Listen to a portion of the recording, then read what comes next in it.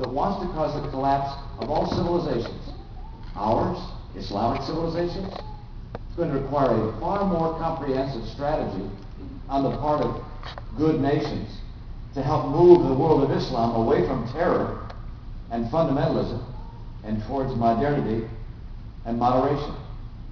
We face the new challenge of energy.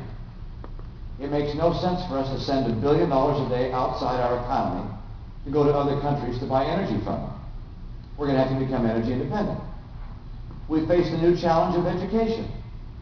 You see, we've always been comparing ourselves with other states in the United States. Iowa does pretty well as it ranks with other states. But what really counts is how we compare with other nations. And we're falling behind other nations in education. And we're going to have to do better. There's a new challenge of health care. We need to get everybody health insurance and affordable care so people don't worry about losing their coverage if they might lose their job or change jobs. But we don't want to do that in a way that socializes medicine and creates Hillary care. We face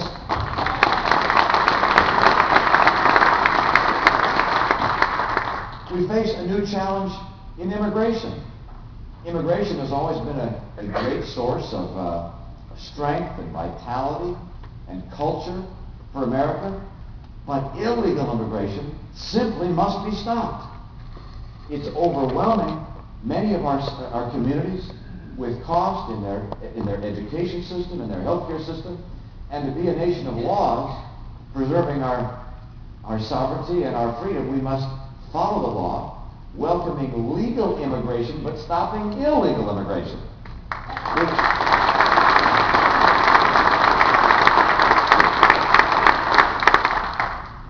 There's so many challenges that we face. I'll mention one more, and that's the new challenge of our ability to compete globally.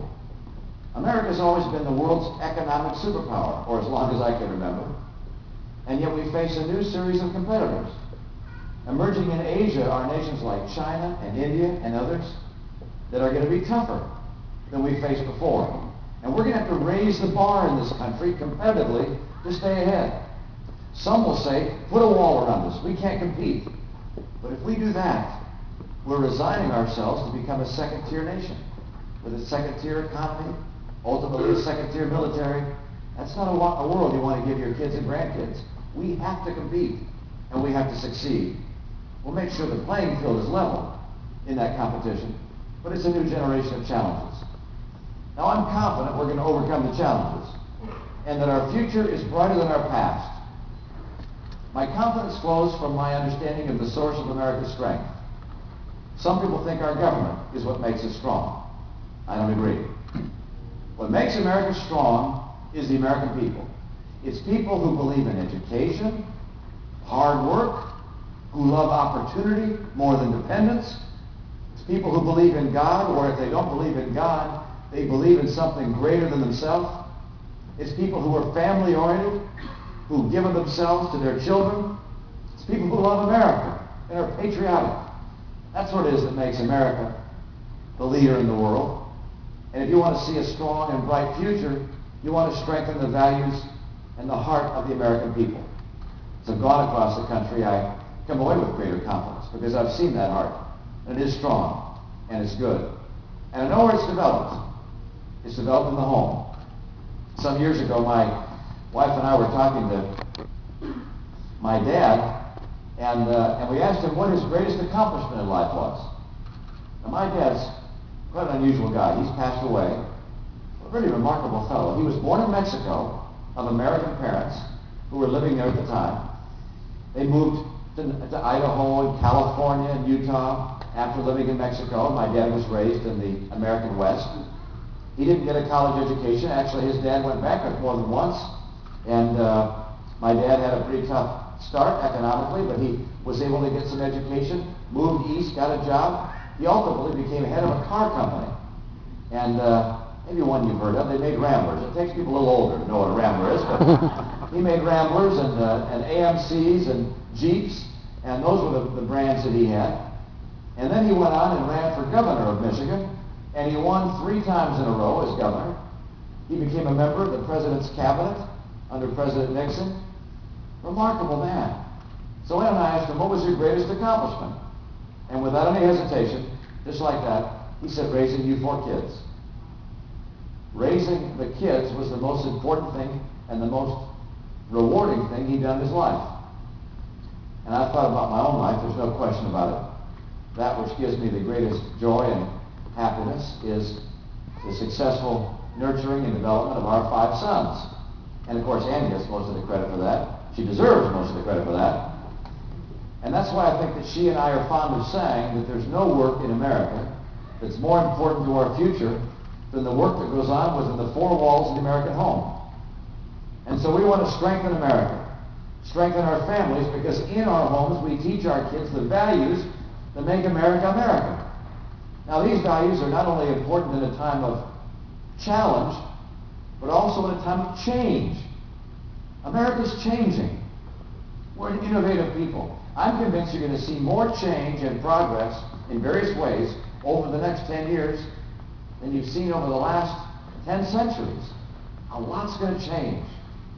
And this is going to be a time where we need to have a president who understands how to bring change, make change work for us, and understands also how to lift people and have us raise our eyes to the bright horizons of America's promise. Now, I've had the occasion of bringing change to almost every organization I've been part of. It's just part of my experience. It's what led me in part to agree with my family that I should run for president. Because I've learned something about leading, about guiding, about running things, and about bringing change. My first job was actually in the business world, and it brought me here, by the way. It brought me to Iowa, other side of the state, Marshalltown. I had a consulting assignment to go work for Fisher Controls at Marshalltown, Iowa. Big employer there. I've been to Marshalltown during this campaign several times. I'm happy to see Fisher Controls is still there. My advice was not so bad that they've had to shut the doors. But I had the opportunity to help make important make-or-break decisions. I built a business of my own. Then I had to go back to a company that was in trouble that I'd been with before and helped turn it around, did that. I went off to the Olympics. And the Olympics were overwhelmed in scandal and financial crisis, and I built a great team there, and we were able to turn the Olympics around. And then I came to become governor of Massachusetts. We had a huge budget gap of about $3 billion. I closed that gap and built surpluses, not by raising taxes, but by cutting back on spending. And I'm proud of what we did there. We also innovated in healthcare. You may have heard about this. I found a way, together with my friends across the aisle, I found a way to get health insurance for every citizen in our state without the government taking over health care. We got everybody insured that hadn't been insured with private free market insurance. Of the 460,000 people that were uninsured when I signed the bill, now some 300,000 of them have become insured just in the last year and a half or so. And I think we'll get the rest of that group insured within the next year or so. So when other candidates talk about their health care ideas and their health care plans, they're going to have to face somebody who actually has health care reality, who brought success to health care and got people insured. I've also had the experience, of course, of being a dad. And as a dad, you also bring change to people's lives on a one-on-one basis.